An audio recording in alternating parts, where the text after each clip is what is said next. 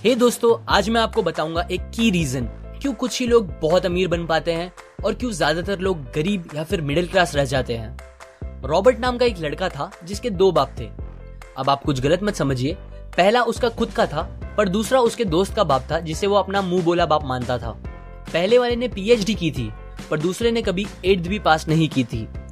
दोनों बहुत ही स्मार्ट और हार्डवर्किंग थे पर दोनों की सोच बहुत ही अलग थी और दोनों रॉबर्ट को अलग अलग बातें सिखाते थे।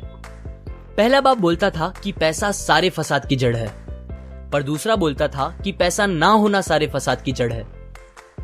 पहला रॉबर्ट को हमेशा महंगी चीजों के बारे में सोचने से मना करता था और कहता था कि वो हमारी हैसियत के बाहर है।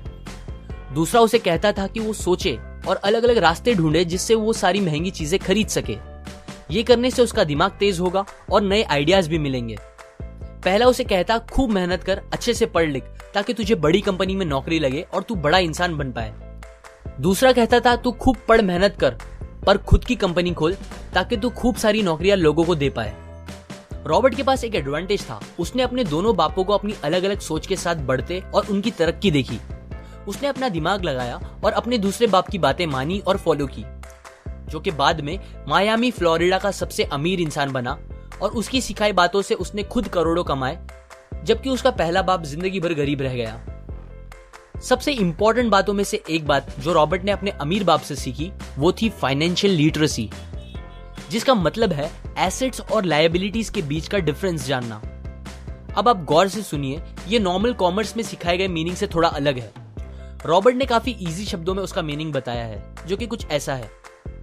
एसेट्स कोई भी वो चीज होती है जो आपको पैसे बना के दे या फिर आपके जेब में पैसे डाले, और लायबिलिटीज वो चीजें होती है जो आपके जेब से पैसे ले ले या आपके पैसे खत्म करे।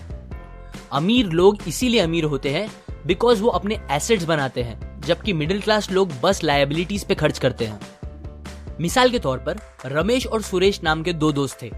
दोनों सेम पोजीशन और सेम सैलरी पे काम करते थे।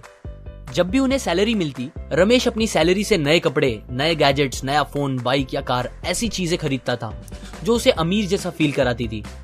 पर वो ये नहीं समझता था कि ये सारी चीजें लायबिलिटीज है जो उसके पैसे उससे ले रही है, ना कि बस जब वो उन्हें खरीदता है तब, बल्कि आगे भी मेंटेनेंस वगैरह के लिए, जिसकी वैल्यू वक्त के साथ कम हो जाएगी और ना ही वो उससे आगे कुछ पैसों का प्रॉफिट देगी। बट सुरेश ऐसा नहीं था। वो ये सारी चीजें नहीं खरीदता था जब तक कि उसके लिए बहुत जरूरी ना हो वो चीज खरीदना। वो पैसे जमा करता था और एसेट्स पे खर्च करता था, जैसे कि स्टॉक्स, बॉन्ड्स, रियल एस्टेट, अपनी खुद की स्किल्स बढ़ाने के लिए या कुछ सीखने के लिए जो उसे आगे और पैसे बना के दे।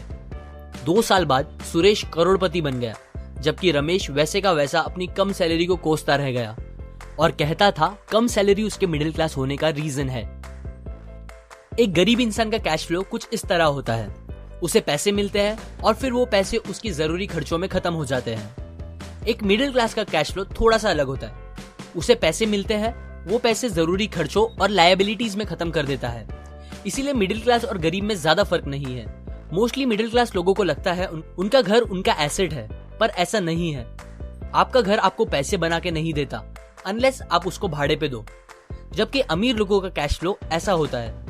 उन्हें पैसे मिलते हैं, वो उस पैसों से अपने एसेट्स बनाते हैं पहले और फिर उससे बने पैसों से खर्चा करते हैं। इसीलिए वो अमीर होते जाते हैं क्योंकि उनके इनकम के सोर्स बढ़ते जाते हैं।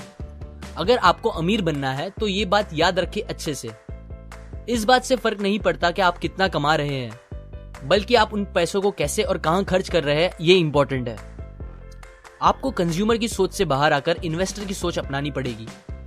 लोग कंप्लेन करते हैं उनकी खराब कंडीशन का रीजन उनकी कम सैलरी है और सैलरी बढ़ेगी तो वो आराम से रहेंगे, पर प्रॉब्लम ये है कि इनकम बढ़ने के बाद लोगों के खर्चे ज्यादा बढ़ जाते हैं, क्योंकि ज्यादा पैसे ज्यादा अच्छी चीजें खरीदने पे मजबूर करता है, जैसे कि एक बेहतर फोन, कार, घर, जो कि सब फिर से बस लायबिलिटीज है जो आपको कभी अमीर बनने नहीं देगी।